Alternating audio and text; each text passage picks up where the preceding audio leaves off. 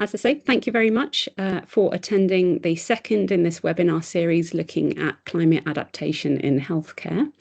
The event is co-funded by EPSRC and ESRC research councils under an Impact Acceleration Award. It's the result of a collaboration between researchers at the University of Cambridge's Centre for Sustainable Development in the Engineering Department, alongside colleagues from Anglia Ruskin University, Yorkshire Ambulance Service and Mid and South Essex Integrated Care Board. So the PEACCH project as a whole is the project to embed adaptation to climate change in healthcare. Everybody in academia likes an acronym, and it's just easier to say PEACCH than a lot of things.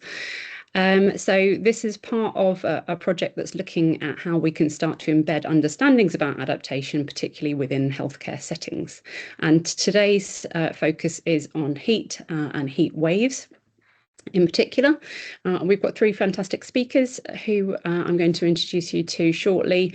So Federica Pasquale, who spoke on yesterday's session about research into climate adaptation in healthcare settings, will be talking through a particular project that she's been looking at in terms of heat risk. And how they've tackled that project and what you can start to expect in terms of the impact of heat in healthcare settings. Alexis Percival is going to give us an overview of some of the interventions for heat risks that you can start to implement in your organisations and in your estates and facilities to try and reduce some of that risk. And Susie Vernon from the Sussex Community NHS Trust is going to be talking us through a case study of her organisation, some research that they've been doing into the 2022 heat wave and the impacts it had both on staff and patients, and also some of the interventions that they're in the process of either implementing or considering implementing, and some of the considerations for that. And I will hand over to Federica. Thank you. Please, can you just confirm you can see my screen? Yeah. Yes, I can. Brilliant. Okay, so thank you for the introduction, Louise. And as Louise said, I will take you through an introduction of climate change-driven heat risks. In particular, we will investigate climate risks and heat waves. We will explore the impacts of heat waves on healthcare. We will assess adaptation strategies to heat waves. And then I will introduce you a project I'm currently leading on the roles of digital twins to optimize hospital resilience strategy to heat waves.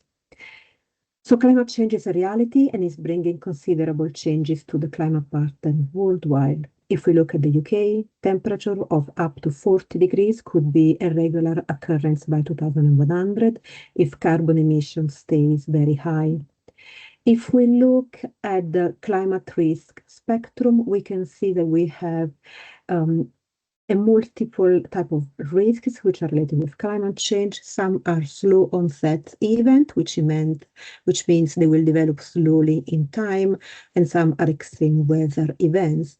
The one we were focusing on today is heat waves. But before we move on, what is a heat wave? So a heat wave is an extended period of hot weather relative to the expected conditions of the area at the time of the year, which may be accompanied by high humidity. But what does heat wave mean for the UK? So a heat wave in the UK is defined as a period of at least 3 days, consecutive 3 days, during which the daily maximum temperature reaches or exceeds specific thresholds.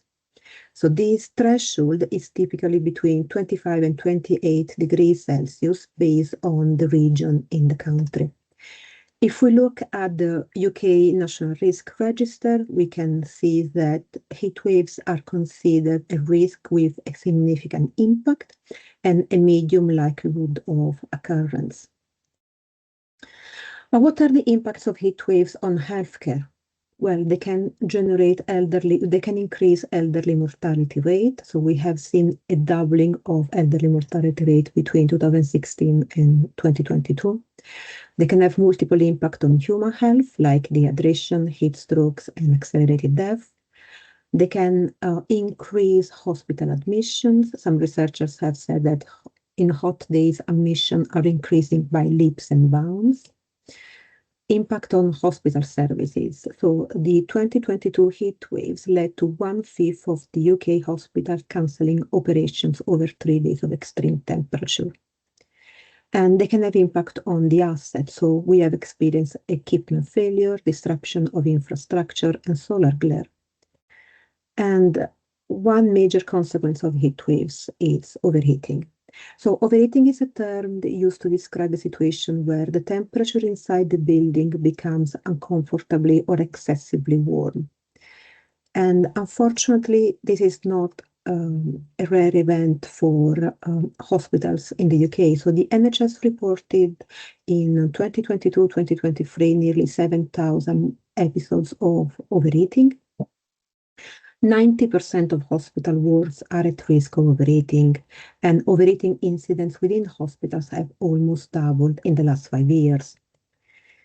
If we reflect on the strategies the NHS Trust have implemented since 2021 while coping with heat waves, we can see that one of the major recurrent strategies are restricting surgical activity to day cases, delaying discharge of high-risk patients, distributing portable funds to patients and staff, turning off unnecessary lights and equipment, giving longer staff break, and shading patients.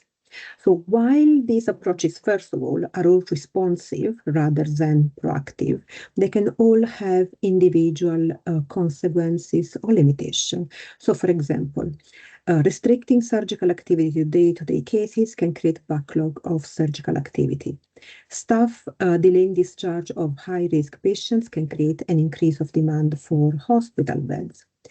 Distributing portable funds cannot be possible in every ward because of infection control of health and safety concerns. So just to give you some examples of the limitation of these strategies. So in order to trying to answer to these challenges, we developed a project which was co-funded by Anglia Ruskin University and the Mid and South Essex Foundation Trust, where we looked at the possibility of using digital twin to optimize hospital resilience strategy to heat waves.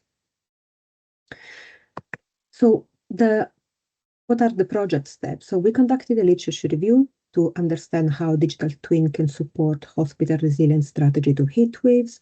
We ran an online workshop with participants within the trust, which is collaborating in the project, to understand the challenges caused by heat waves, understand how the trust is answering to these challenging, and investigating the potential adoption of digital twins to improve hospital resilience to heat waves. We collected CAD data to understand the building. We are monitoring 2 wards, and we are developing a digital twin model using a software which is called Integrating Environmental Solution. So if we look back at these strategies and the challenges we have just discussed, we can start having a look on how digital twin can support. So for example, distributing portable fund is one of the strategies that is mainly used during heat waves. However, as we said, not all wards can adopt it because of infection control and health and safety reasons. So in this case, digital twin could monitor the surrounding areas and detect the spread of infection and inform when these are detected. In terms of delaying discharge of high-risk patients, again, we said this can create increasing demand for beds for new patients. So how can digital twin help us? So digital twin can monitor each patient's historical and current data to predict and determine patients that can be discharged.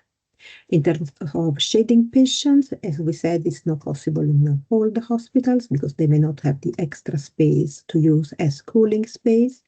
However, a digital twin can assess the pathway to direct the patients through shading areas, but they can also assess the suitability and the feasibility of the different adaptive shading areas.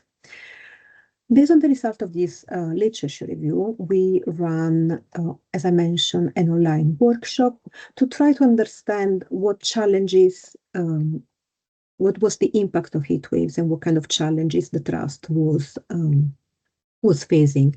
So as we said, most of the problems are recurrent, so there is an impact on indoor comfort, internal temperature, which is mainly due to the building envelope, the building form, and the orientation of the building. There is a very big problem of impact on power consumption, noise, and air quality because of the rented air conditioning unit. So these are creating stress on the power system because they require extra energy to be run. They are not easy to be integrated within the cooling system of the hospital. And then there was something very interesting because as correct, so the hospital is giving priority to cooling areas which are used by patients and staff on the wards, which is creating a kind of unwanted inequality between different staff working in different areas of the hospitals.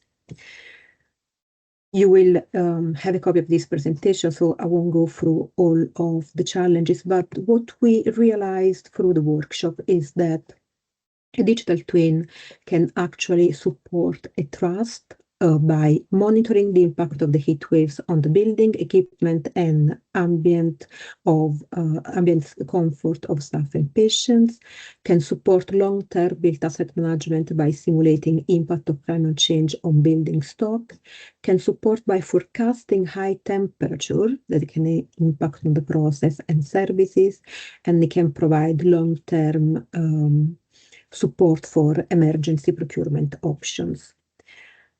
At the moment, we are in the process of developing the model, and as a digital twin can actually be related to most of the adaptation strategies, which we can find in the literature, we will use this model to support the trust in decision-making of which intervention are the most suitable for the type of infrastructure and demand they have. So to conclude, temperature is increasing. A temperature up to 40 degrees will be a normal occurrence in the future. Heat wave pose significant risk to public health. Current hospital adaptation strategies are mainly reactive, which reduce the effectiveness of long-term resilience. Digital twins are a promising solution to enhance hospital resilience by real-time monitoring and utilizing sensor-driven simulation and forecasting, and it can significantly improve response capability. So leveraging the support of technology like digital twin can optimize the implementation of effective adaptation strategies for building, ensuring more sustainable, resilient infrastructure in the face of rising temperature. So, thank you for the attention, and I will also leave you a list of references that you may find useful for further reading. Thank you so much, Federica. That was fantastic. I learned so much from that as well. Thank you. Let me just come back here, where I'll come to share with you. The next speaker is going to be Alexis. She'll be talking us through an overview of physical interventions for heat risks, and many of those will be based on her own experiences of trying to implement them within Yorkshire Ambulance Service as well. So over to you, Alexis. Thanks, Louise. And thank you, Federica, as well. So let me just drag my slides up.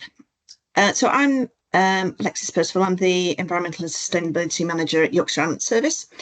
And what I'm going to do is take you through some of the solutions, some of the challenges that we've got that we need to understand. So some of the physical interventions that we can do to adapt to heat is, number one, let's just avoid it. And in a changing climate, it's quite difficult. And so we need to work out how we can look to mitigate some of those heat sources in the first place. There's also the options of looking at physical interventions, which may come in the guise of awareness. And they may also come in the form of different types of engineering as well. There is also some nature-based solutions that we need to assess and look at as well. So when we look at avoidance, there are certain things that we can identify as being heat generators, and these are looking at hard surfaces. So tarmac, concrete and block paving can gain heat. Any black surface in different formats take and absorb that heat and then will re-emit it. So they can actually create something called the urban heat island in large areas in the centre of towns. There's also things that generate heat, like heat vents from AC units, air conditioning units, as well as different types of heating systems. But there's also synthetic and plastic surfaces that we need to understand how they function, and they can also gain heat and release them as well, but also in some ways release that different types of toxins as well. So we need to work out how we can eliminate and reduce those as well. We've also got physical interventions that we need to look at. So public health alerts are a really key part of that awareness scheme, and we need to look at how we can raise awareness within our communities to minimise the number of people that need to go in the back of an ambulance, but also need to go to GPs, and also look at what they admissions into hospitals. So we need to highlight and work with our comms teams, work with various different communities that include the news outlets and also lots of social media to say restrict your physical activity, look for air conditioning buildings wherever possible. We need to raise awareness of drinking fluids and not waiting for that feeling of thirst, because then sometimes it is too far. We're too far gone with that. We also need to encourage people to look at different types of clothing as well, and that also works for our staff. So we need to look at summer clothing, very much like a summer uniform for kids. What we need to do is raise that awareness, as well as having, if anybody's working outside, looking at wide-brimmed hats, and also looking at sun cream as well. But also we need to encourage our communities to understand their own heat response to a heat alert plans. We need to encourage the more cool spaces to be available within public buildings. So quite a lot of libraries and different museums have cool spaces that encourage people to come and sit in, and especially for the elderly, this is something we need to be looking at. We also need community intervention, and we need to get people to be aware of their next door neighbours and checking on them, and make sure there's an availability of water. So drinking fountains, sprays, wet flannels are something we need to raise awareness of as well. But also there's another aspect that as health professionals, we need to understand that the drugs that we prescribe can have a dramatic impact on people's health outcomes in heat waves.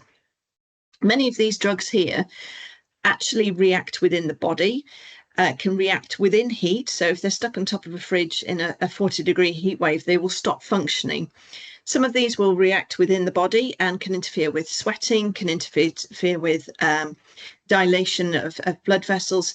So we need to be aware of those and ensure that our patients are also aware of them and look at alternatives in the event of a heat wave.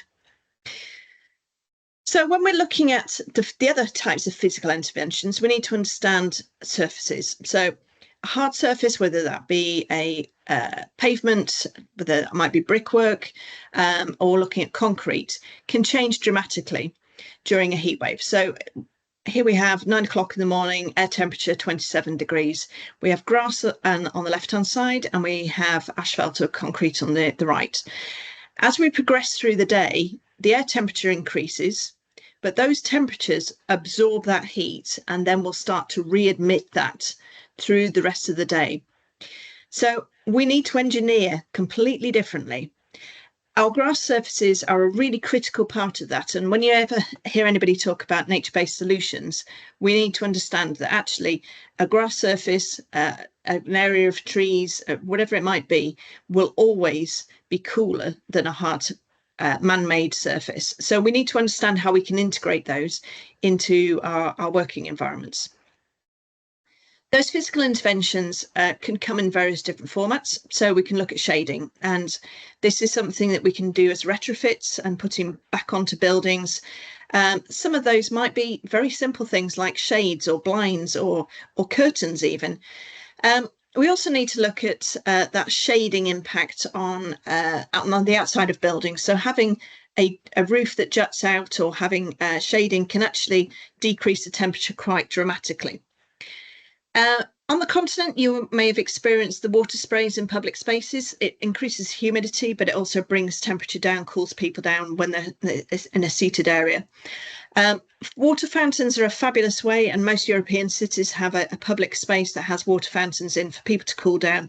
It brings that temperature down within that space as well. But another engineering aspect is to put on roofs that are white. If you can't put green roofs on, to put white roofs, which reflects the heat and means it doesn't accumulate within the building. Nature-based solutions are a really key part of what we need to be looking at going forwards, not just for heat waves, but also for flooding and also for mental health well-being.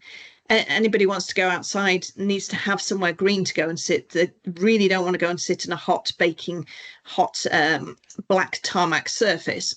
So we need to be looking at green roofs. So while we had a white roof before, a green roof is a nature-based solution. So it's plants essentially on top of a roof that will absorb the water, absorb the heat, keep anything underneath it cool. Ponds are also a really good way of integrating a cooling measure, but also it attracts wildlife, good for mental health. We need to be looking at green walls as well, and green walls can come in different formats. So there is the green wall, which is a retrofit of putting plants essentially in a hanging basket on the side of the wall, but we do need to be very conscious that they need to be watered, they need to be maintained. An alternative is something that's more natural and allowing something to grow up your wall. An ivy is a fabulous one because it will bring the temperature down by up to 10 degrees within the building. So natural air conditioning in a different format. But also, we all bang on about this. The best tree is a tree that you planted 20 years ago, and the next best is something you plant today.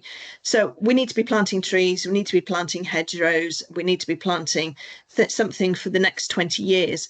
But we also, in this tempestuous time of heat and water, we need to make sure they're watered during the summer.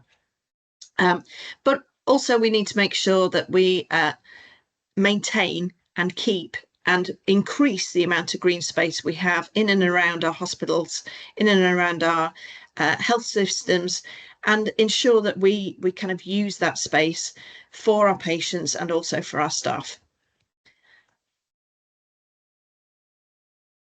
And over to our next speaker. Fabulous. Thank you so much, Alexis. So bear with me 1 second. So our next speaker is Susie Vernon from the NHS, the Sussex Community NHS Trust, and she'll be talking us through a case study from her organisation and a sort of subset of her organisation called Care Without Carbon, not Carbon Without Care. That's the wrong way around. So Susie, over to you. Thank you. Brilliant. Thank you very much. I'll share my slides. We do get a few funny versions of Care Without Carbon. Actually, my favourite is Care With Carbon, which is always quite interesting to get. But anyway, Care Without Carbon.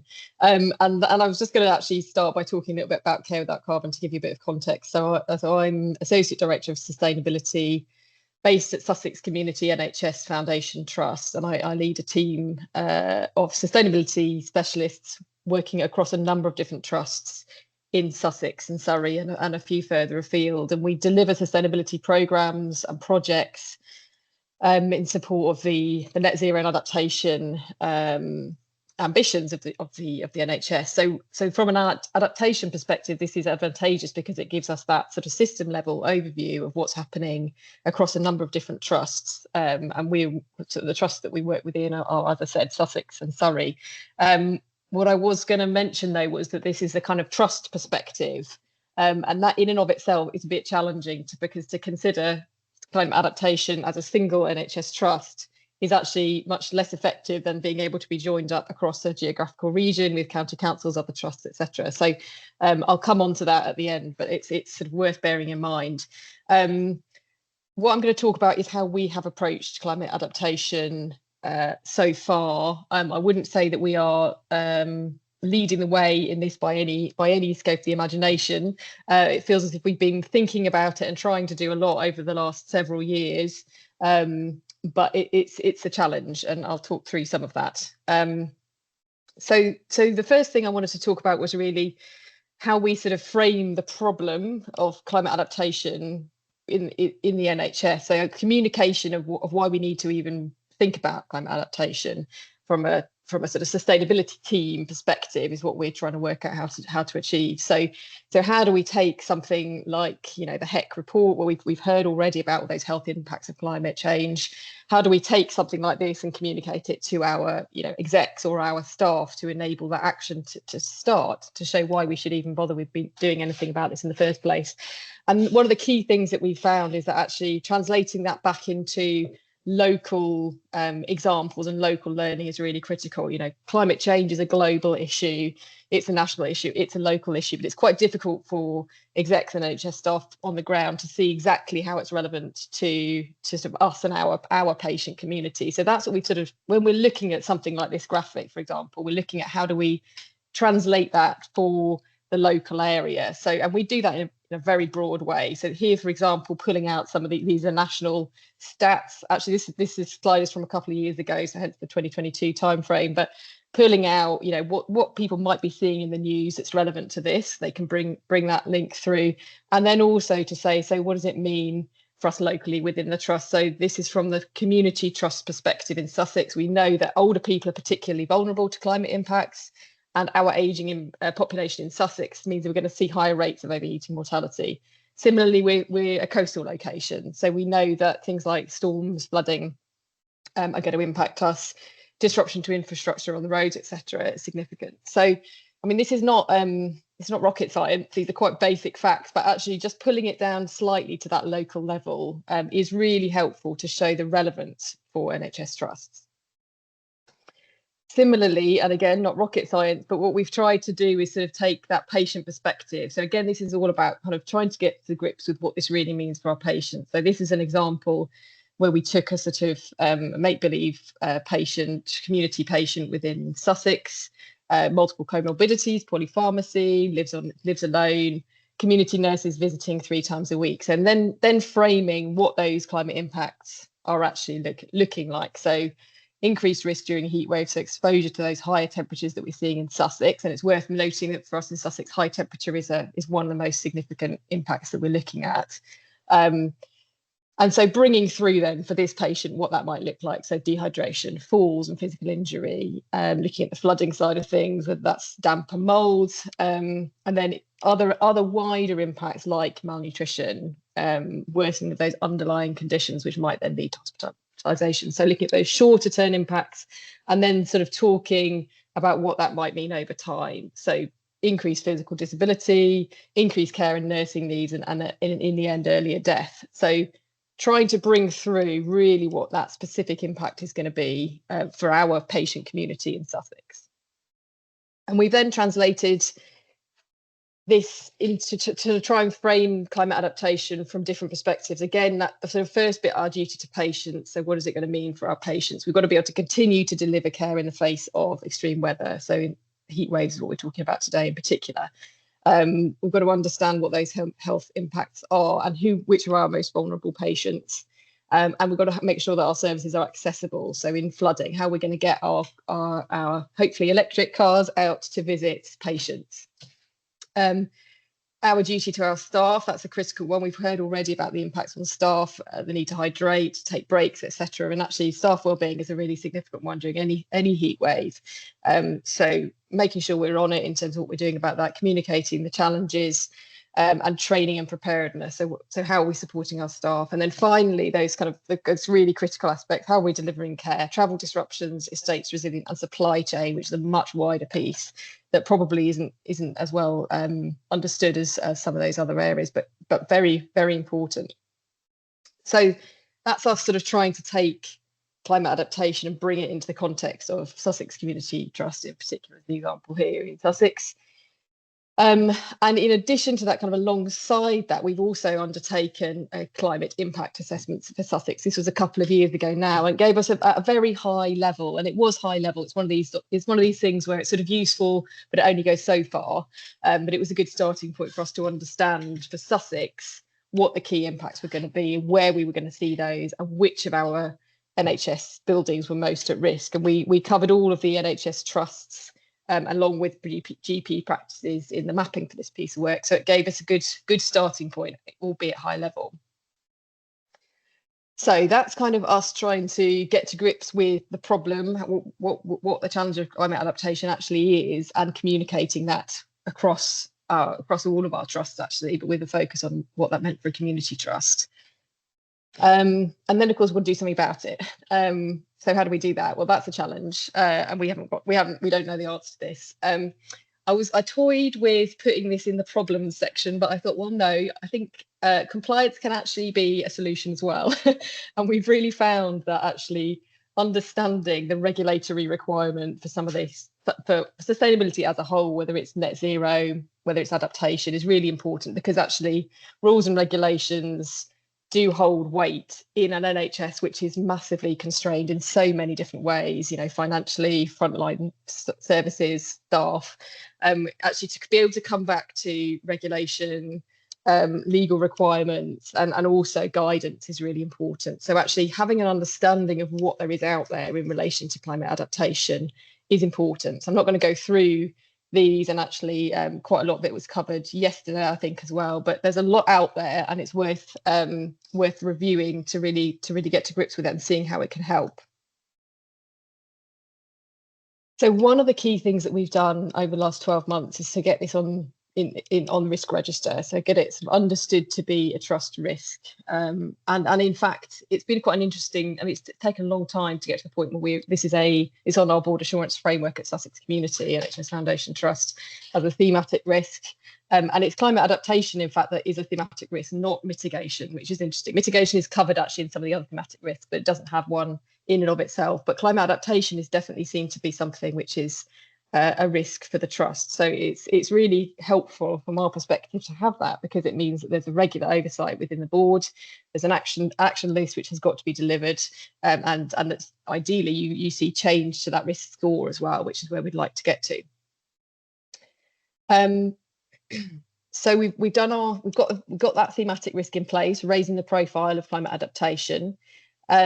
So what's next? So understand the impact on our patients, and I've started with the estate here, because that's an area that we sort of because climate adaptation is such a big area of work, and we don't really know exactly how to tackle it. It felt like an easier start to look at the estate, because actually, you know, automatically estate teams are quite interested in this because they're seeing those effects. So our kind of thinking was start in the estate, show clinical teams that it is important, that we can do something about it, and that actually when we're ready to go out to clinical teams to say, and so this is what we need you to do, we've actually done a bit of the doing already. So we've identified at a high level which of our sites are at risk based on the impact assessment that I've already talked about, as well as other mapping and more up-to-date mapping that we've seen. So some of the online tools which you may well be aware of. We've also incorporated climate adaptation into the heat decarbonisation plans that we did last year and the year before for the trust. So we put that into the brief. Although they're only really supposed to be formally around mitigation, we actually wanted them to say what adaptation measures could we integrate at these sites. So we integrated that. We've got some data for all of our sites.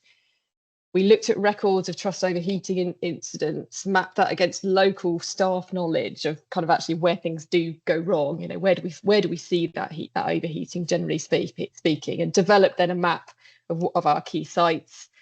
We've linked that in then to some wider work within the trust around an analysis of our state, because when you're obviously adaptation costs money, so you don't want to put a load of money into a building and a site that actually maybe in 5 years' time won't be required anymore because it's not fit for purpose in other ways, or the service needs are changing. So linking in with a wider piece of work around use of our estate to then identify priority sites, which we will then look at adaptation measures, and it was really, really good to see some of the stuff that Alexis was pulling through there, because all of that rings bells. And for us, I put on here the sort of maximising the co-benefits of some of these adaptations as well, and that's a challenge because of the funding requirement for some of them, but also the opportunity, because a lot of them have really significant health co-benefits as well.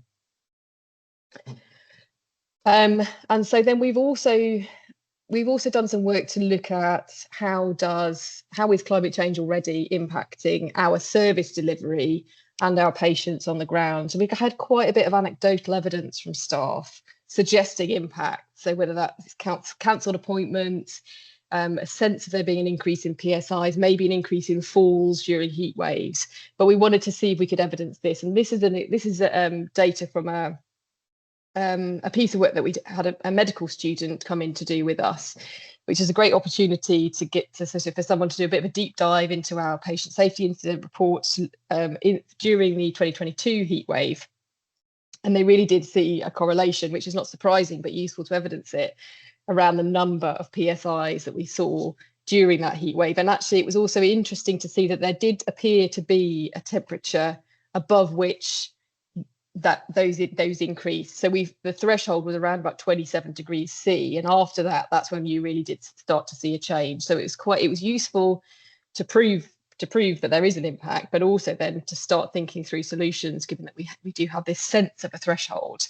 Now, this isn't published data, and it may or may not become published, but it's interesting. It's a really helpful starting point. And it also, the other great thing about this sort of project, if you can get involved with any of your local medical schools, is that it brings it back to Sussex and what it really means for that specific NHS trust, which I think is something that we sort of always trying to achieve, to enable it to be something that's much more that doesn't just feel too big to deal with.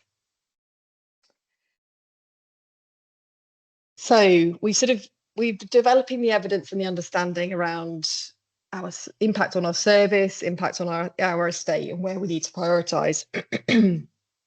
But we have also taken the opportunity through some other work that we are doing to start to integrate consideration of climate adaptation into day-to-day, into BAU, and into our business cases. So through some funding originally from the Healthier Futures Action Fund, which I think was about three or 4 years ago now, and then more recently from SBRI, some additional funding to develop this sustainable healthcare impact assessment tool. And the aim of the tool is really to provide NHS staff with an easily accessible tool which helps them understand the impact of their project on sustainability and how they might introduce some of these sustainability principles more effectively.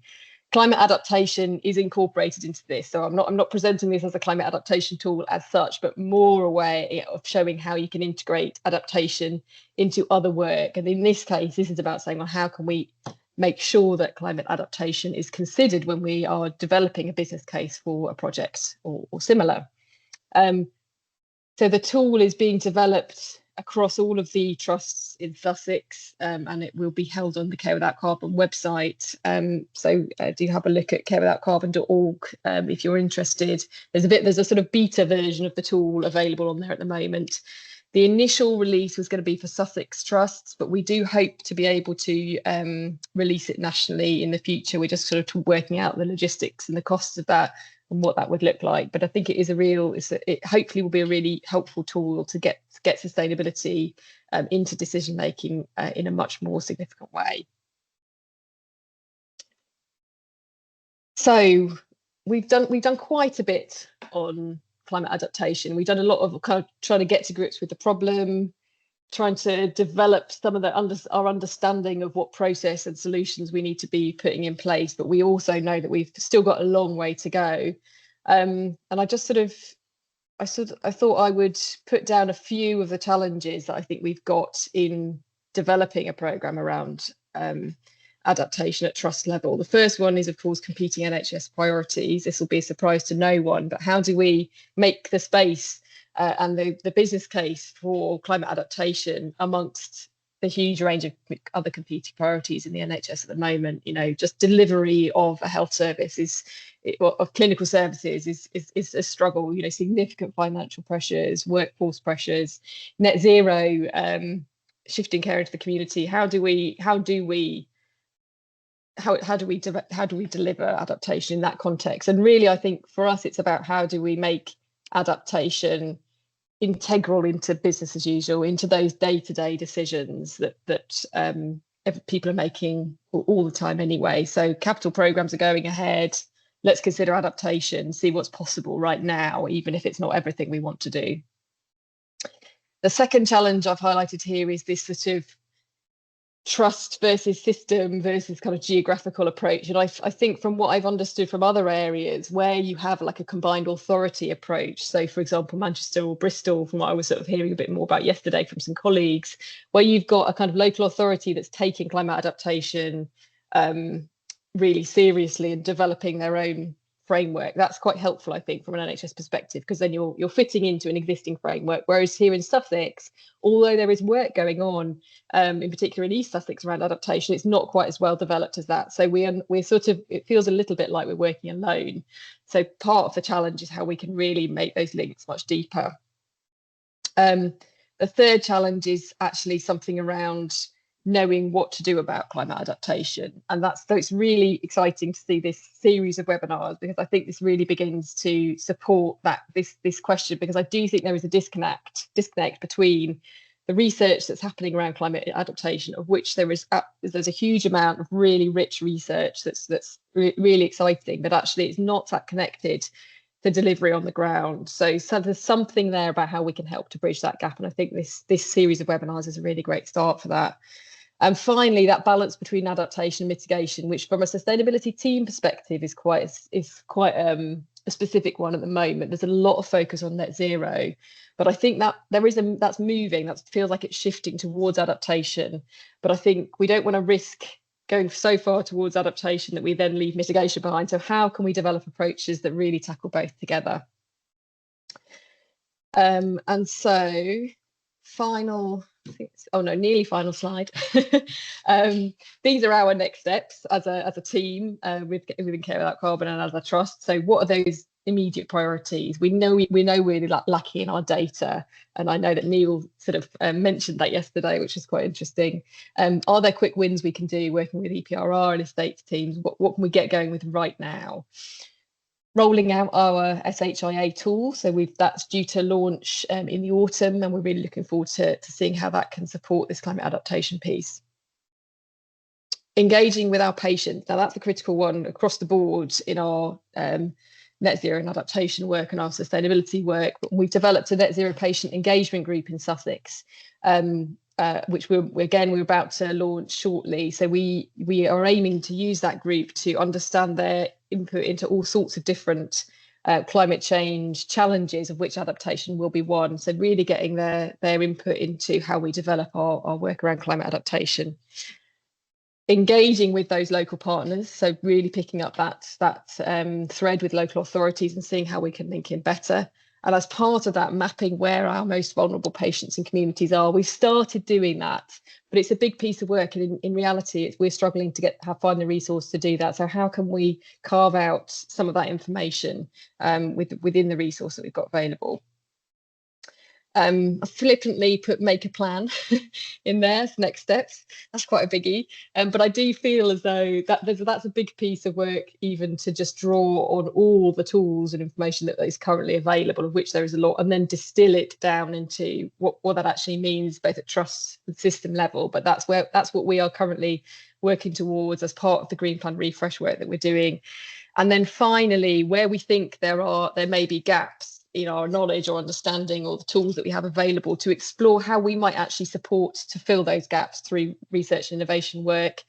We're part of one of the new climate change hubs, which was launched, funded by NIHR and UKRI recently, the Hearth Hub, which is all about realising the health code benefits of net zero and adaptation. So we are part of that research and innovation hub, along with Alexis actually and a few other stakeholders across the NHS. So I think that's going to be a really interesting opportunity to see how we can start to bridge that gap between maybe that academic research and delivery on the ground, and making sure that research is focused in areas that we really need, where we really need that data. So that's me. Any questions? I think we've got Q&A coming up, but do have a look at our website for other tools and ideas, or get in touch directly if you've got any queries.